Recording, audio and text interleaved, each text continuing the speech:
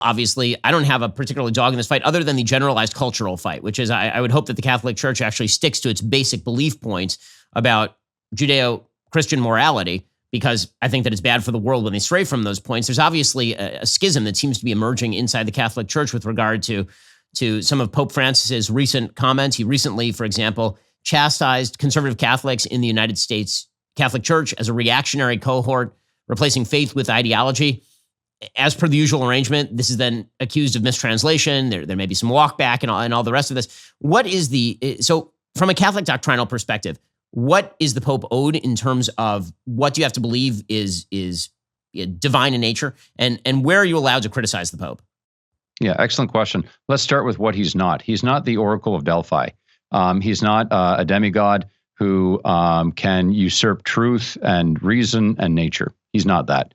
He's the successor of the fisherman, Peter, and he's given a sacred power to teach the truth of the gospel, to administer the sacraments, and to pastorally govern the church in the name and with the authority of Christ. And that's his power.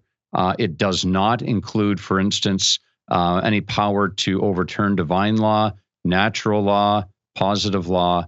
That is it in a nutshell. And as for people who often speak about infallibility, that's a negative charism, meaning that when he invokes that authority, it does not guarantee. It guarantees that he does not teach something that is heretical.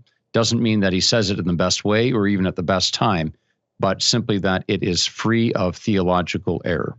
Okay, so let's talk about some of these comments. When he is ripping into conservative Catholics and when he's focusing in on, environmental issues or what he calls social justice issues, obviously there's a lot of conflict inside Catholic theology about things ranging from socialism to capitalism, about about environmental policy. When he speaks with the papal voice on that, and then he seems to downplay the strictness with which people should take, or the seriousness with which people should take some of the other forms of sin. What do you make of that? Yeah, what we're seeing, Ben, is a bait and switch because Pope Francis has a legitimate office. He's the legitimate successor of Peter, and people have deference to him because of that, and great respect for him and his office. However, when he uses that office to speak on things that don't pertain to his office, then he is owed zero allegiance. And in fact, the teaching, the law of the church in the Latin Code, Canon 212, in fact stipulates that the faithful have not only a right, but even a sacred duty to manifest their opinion in matters to the shepherds of the church and the Pope when they stray from their office.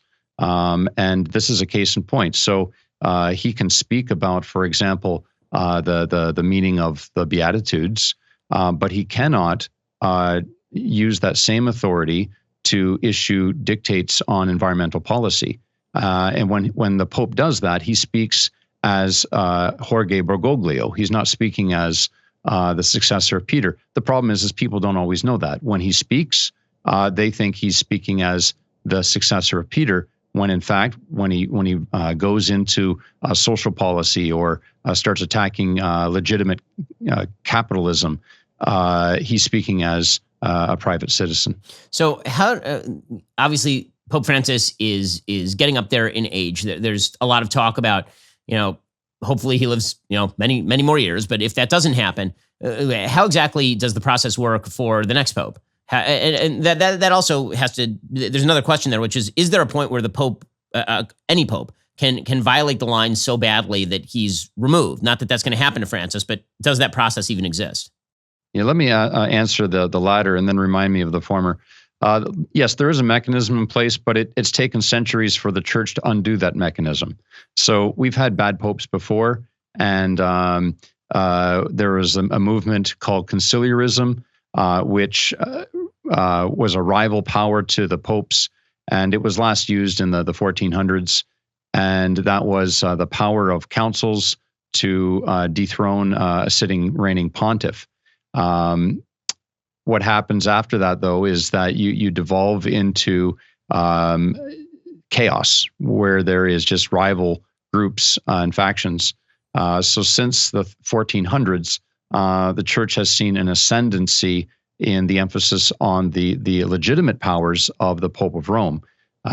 So I think what's going to happen is that we're probably going to swing back in that direction from this period, which has been affected by the idea called Ultramontanism, that the Pope is the sole authority in the church, and we're probably going to move back towards the opposite danger of conciliarism, and because that was the last instrument used to remove popes who were less than ideal, shall we say. So the other question that I was asking is, sort of who's next in line? Who are the candidates who would be up after Pope Francis? Yeah, great question. There's a saying, he who goes into a conclave as Pope comes out cardinal.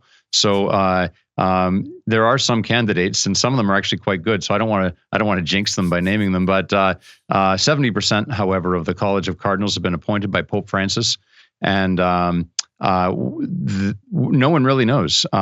People are pretty tight-lipped in Rome because of that. They have people in Rome who are ideologically left, or I hate to use political categories here, but we're talking about vertical realities, heaven and earth. But to use political categories, people who are left of center in Rome, they're not pleased with Pope Francis.